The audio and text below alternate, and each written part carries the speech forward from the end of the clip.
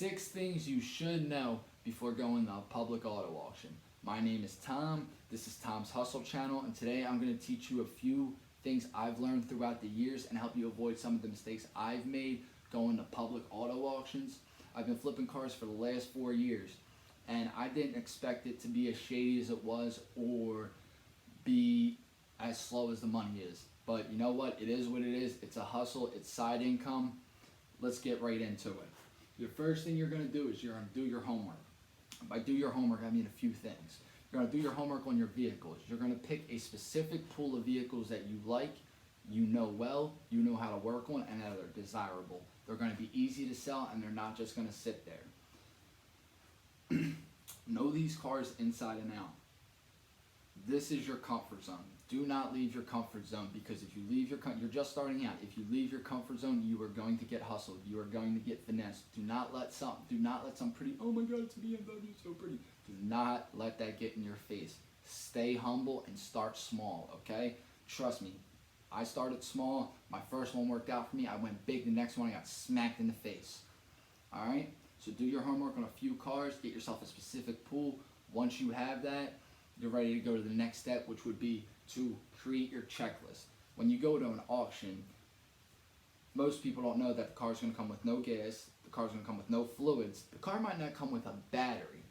So you're going to need antifreeze, brake fluid, you're going to need a jumper to jumper battery, you're going to need a gas can.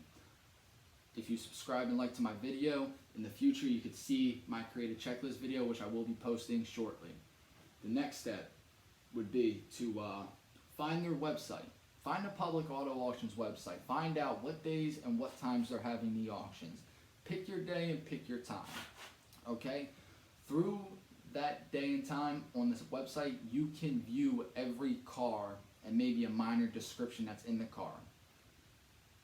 Don't believe the description.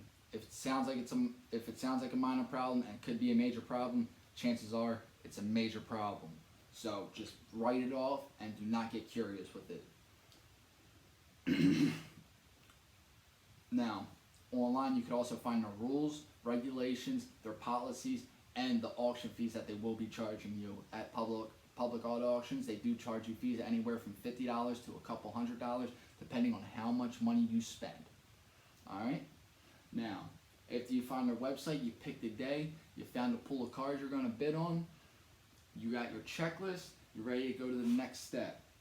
Let's set your budget. Now, setting your budget's important. Now, this is why it's really important to set your budget.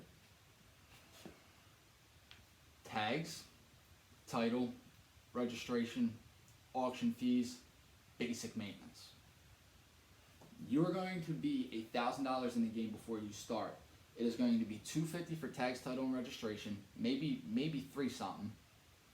Then you're going to need to pay auction fees. Let's call that $200. You're at $500. Then battery, spark plugs, coils, just a whole tune-up, brakes and rotors. You're at $500. You're $1,000 into the game before you start. So in your budget, whatever car you're looking for, if the car's worth $2,000 and you bid $1,000, after all them fees, you're gonna pay $2,000 for the car. You're better off just going to a dealer. So you're gonna be you're down $1,000 before you even bought the car. Now, after you figured your budget out, you found out what cars you want, you found out what date you want to attend, now you're going to be stepping in the auction. You're going to have to show them your driver's license and your ID, get your bidder number. Which brings me to my next point. Beware of the bid caller and the auctioneers. The bid caller is the guy that is going to be calling out 2009 Mercedes-Benz, ba-da-ba-da-da-da-da. Can I get 1,000, 1,000, 15? He's going to be talking a mile a minute. He's going to say if the title's clean, dirty, if there's a warranty, if there's a not. Even if they give you a warranty, the chances are the warranty sucks. So just assume the car is always coming as is, because most likely the car is coming as is. Now, the reason why I have the auctioneers circled is because the auctioneers are the real ones that you have to watch out for. The auctioneers are the guys that are dressed in plain clothes. They might look like you. You might not even know they're auctioneers. They might be gassing you up. Oh, if you don't buy this car, I'm buying this car. Oh, this one's mine. Blah, blah, blah, blah. And then next thing you know, you're blowing your budget overbidding a guy on a car that, you're here to flip anyway. So, the guy who works at the auction, he can literally have it ran through the thing again for his employer. Me, I have to buy the car and I have to sell it and I have to fix what is wrong with the car. So you do not want to get friendly with anybody, and you don't want to have to trust anybody in them auctions. You just really have to watch out for the auctioneers, because they will guide you in the wrong direction. And that will bring me to my last point, which I'm going to read this last point off my phone because it is very, very important, and I freestyled this whole video, and I feel like this one I can't really just freestyle on. I have to get my whole point across. Remember, most of these cars are junk. What I mean by most of these cars are junk, they're donated. They're donated for a reason. They're sitting there on a dirt lot that has all kinds of highs and lows, and they're just rusting away. If there's a bunch of rust on the bottom, all your brake lines could be shot.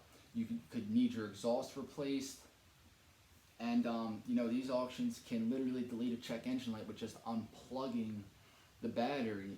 For those you don't know, you can just unplug a battery for a few minutes, and the check engine light disappears until the next drive cycle. You might get 20 miles out of it, 30 miles out of it before the check engine light pops back on. Maybe 3 or 4, maybe nothing. But they get away with it like that. And then also if they want to hide a blown head gasket, the only thing you have to do is drain the coolant out. So you really have to know your stuff going into these things, because if you don't, you will buy yourself a rust bucket and you'll be $2,000 broker with a car that's worth $300 in scrap, and I don't wish that on nobody. All the paperwork that the auction has you sign relieves them of any responsibility for the car. If you come in any harm or anyone else comes in harm, it is on you once you sign that paperwork. So be careful of all the rules and regulations, and I'll see you in the next video. Peace.